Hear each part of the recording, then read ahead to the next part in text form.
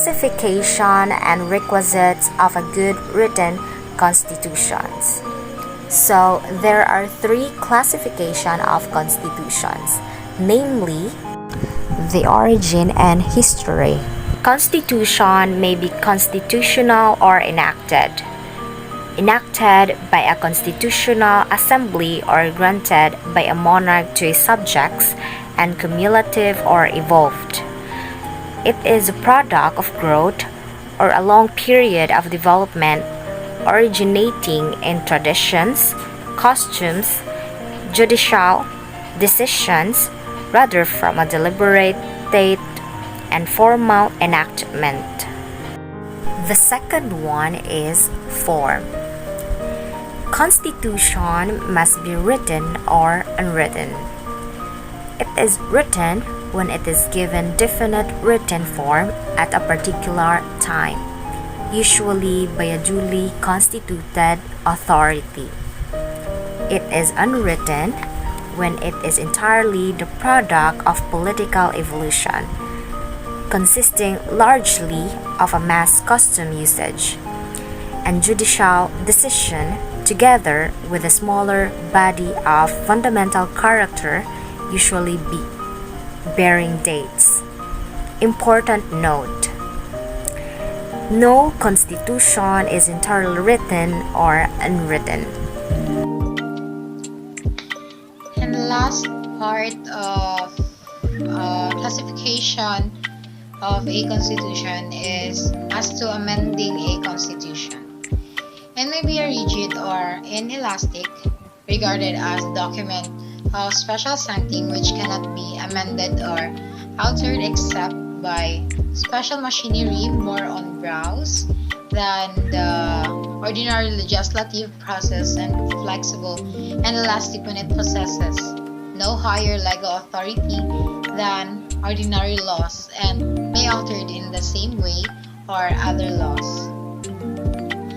A good written constitution must be brief, broad, and definite. Brief. A constitution that is too detailed glosses its advantage as a fundamental law, never be understood by the public, and may necessitate amending it every once in a while to cover contingencies. Good day everyone, my name is Renabel A. Nunez, and this is the continuation of the requisite of a good written constitution. What is constitution? Constitution is a written instrument embodying the rules of a political or social organization. Meaning, dira nakasuwat ang mga laws or rules para sa kayuhan sa ato ang country or sa mga tao. Into the last reporter, first, it does need to be brief. And now, it does need to be broad. Broad because a statement of the powers and function of government and of the relations between the governing body and the governed require that it is as comprehensive as possible. Meaning, makomprehend na yun nila ang deeper meaning or deeper scope of that constitution. Masabtan na rin nila ang sagyod ang kaayuhan niya ba, sagyod deeper knowledge niya ang constitution. Its scope must be wide enough to make it flexible, meaning ma-influence ra niya ba, maka-influence ra niya, or easily adaptable, ma-adapt ra sa atong social or mga tao, economic, and political condition, and thus enable it without amendment, meaning maka-influence ra siya constitution without us being forced to meet every exigency para lang yun ma-meet ang quality sa ato ang kwalidad sa ato ang kanang pamaagi. Or a constitution is designed to be a permanent document to serve a country for many generations. So, constitution permanente na siya nga document nga mo serve sa ato ang country. That is why it needs to be written broadly. The third one is definite. Definite in order to ensure easy and clear interpretation and application of its provision to concrete situation. Meaning, dali ra masaktan, dali ra ma-perceive as maune siya. Clear interpretation. kailangan definite ang constitution. Identifiable ra siya ang constitution. Writing a constitution is no easy task. Isa na siya, guys. Kailangan dako gig og IQ ang musuwat ana.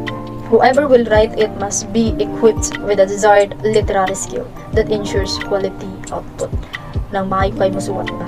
Yung nag-ieskwilahan, yun ang kanang mga writing. More than anything else, it requires of the writer both the supreme creativity of organizing germane ideas and concepts that will enshrined, as well as the rigorous discipline of articulating them in a readily understandable manner. Bearing in mind that the Constitution is no ordinary na siya, guys. Gamit ka na siya para sa ato, para sa kaayuhan sa ato ang country. Maong kailangan na siya isuwat og tarong. Because it is the basic and paramount law to which all other laws must conform. The writers should take care that it is written in a language accessible to laymen. Kailangan ang language iyahang isuwat ana is language sa usa ka country. Meaning kung nasa Philippines, Filipino language sa ang gamiton sa pagsuwat sa Constitution. Why is the Constitution important? A Constitution is important because it ensures that those who make decisions on behalf of the public fairly represent public opinion. Fair ra, meaning pahalagahan dari ang mga tao, mga public opinion. It also sets out the ways in which those who exercise power may be held accountable to the people they serve. The Constitution ensures that the government does not own the state. Ang wala siya nagkuan ba nga mamrag siya nag-iya siya naghari ana nga state. Pahalagahan niya ang tao, ang right sa tao. It simply manage the state. Nag-manage siya sa tao. Wala siya nakatag-iya sa mga tao. Siya nagbuot para dili ma-interpret sa mga tao o batik under the authority of higher laws on behalf of citizens. In this sense, constitutionalism is the opposite of despotism. Lahi siya.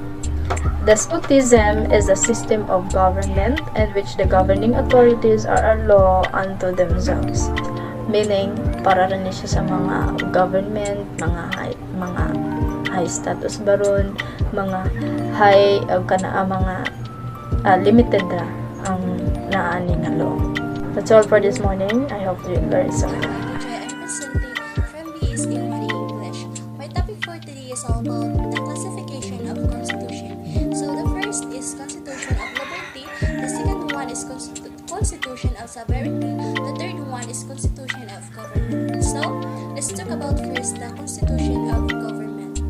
The Constitution of Government. The Constitution of Government is the prevention that deals with the framework, government, and its power. Ang Constitution ng gobyerno o ang mga prevention na ito ay tinatawag na kanang muni ang naghatag og rules or gahom sa usa ka gobyerno. Muni ang first classification of Constitution, which is gitawag siya of Constitution of Government. So let's talk about the Constitution of Liberty. So the second one is Constitution of Liberty, the prevention that set forth the fundamental rights of people and impose certain limitations of the government as a means of securing of the enjoyment as the right.